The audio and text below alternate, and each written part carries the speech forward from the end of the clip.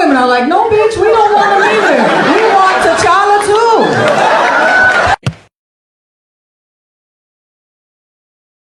Colorism is so real with Latinos. You know what's funny is like indigenous people and the African people that came before us, we've been taught to be embarrassed about that, right? Like people will be like, eso un indio. Like that's a bad thing. And the funny thing is those are the glorious people of our past.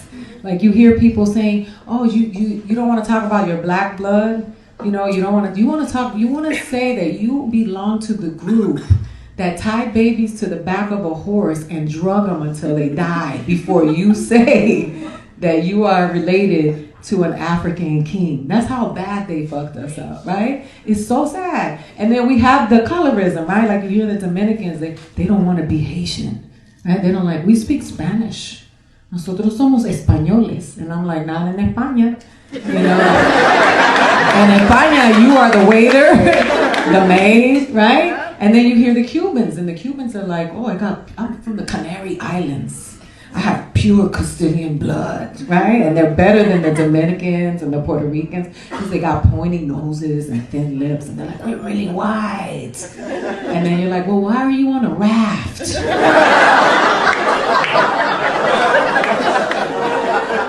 You and the Haitians thugging it out to see who gets here first. Right? And then the Puerto Ricans are like, think they're better than all of them, right? Because they're citizens.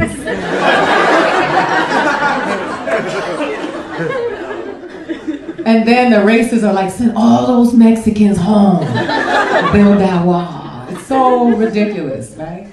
And then black people, we are confused, right? Because there's Afro-Latinos, and the black people are like, you're not black. And then the Latinos are like, you're not Latino. And then we are like in the middle, like trying to figure it out. And I grew up like in a black and brown neighborhood, and I remember an American black girl saying to me, you think you cute because you light skinned and got good hair? And I was like, I'm light skinned and I got good hair. What? I'm rolling with these bitches.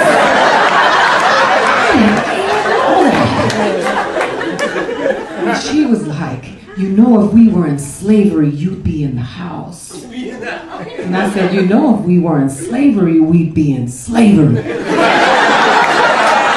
What the fuck does my location matter? I'm like, I'd rather be out in the field with LeBron James and T'Challa, right? Than in the house getting fucked by the Quaker Oats man.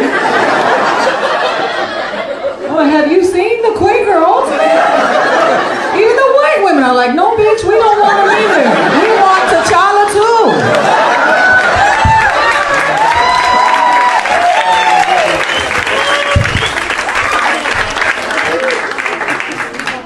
I'm going to end with this. I'm so glad you guys came out tonight because the night is called Brownish.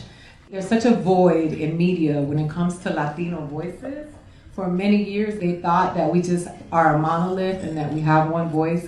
And it's such a disruption to the quality of the media that we can really put out by telling our stories. We're not fucking llamas, we're just people who happen to be Latino. And our stories are very similar to all other families, right? They're like,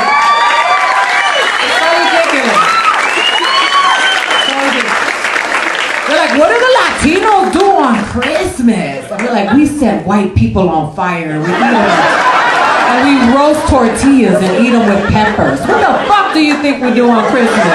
The shit you do, we do it in Spanish, asshole, but right?